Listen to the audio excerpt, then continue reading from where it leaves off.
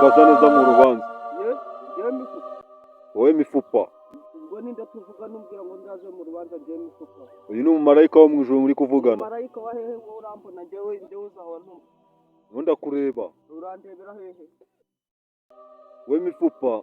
Wowe uraburanywa yuko ko ari ibiryo by'umwana. Ibiryo by'umwana jewe urabona jewe umuntu nkaje mifupa ungana gutyo umuntu w'umusaza w'imvi zatendegaye urambaza kurya ibiryo nkanda shaka. Oh shit! We mifupa. Nuko babatoza. Wo muravugana nande? Muravugana woherejwe n'Imana, urabizi neza. Umuntu woherejwe n'Imana wa hehe? Imana ibaho.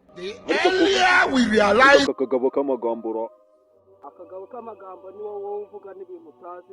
better it will be for us. Icyo cyaha uracyemera? Icyo cyaha ntabwo nkemera nje ntabwo nabo. And Nigeria is not. You can be prosecuted for that. Ubwo subwo nkaho wowe urubahe. She what? Ahantu hose sinkubone ubwo uri Imana. Mbega njye ruferero marakoro.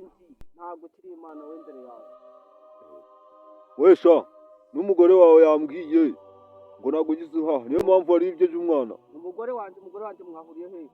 Kamubonye mu masengesho. Mu masengesho ngo murabeshya ibyo by'imyemerere yanyu nje sinjanyemera. Hadi ubundi ujya gusenga. Nje ntabwo njya gusenga. Ubwo sengesho rubahende ko ntaho nduzi. Imana mirambwira yuko mu minsi mike ugiye kwitaba Imana. Reka ngeyo Imana ntayo nzitaba ahubwo reka ise nanagucomoka. Jewe ariko banza koko ya Mana ndayemeye pe. Ya Mana ndayemeye nanjye ngiye kujya mu kiliziya. Wero uyu mustangira usenga wa mwana we.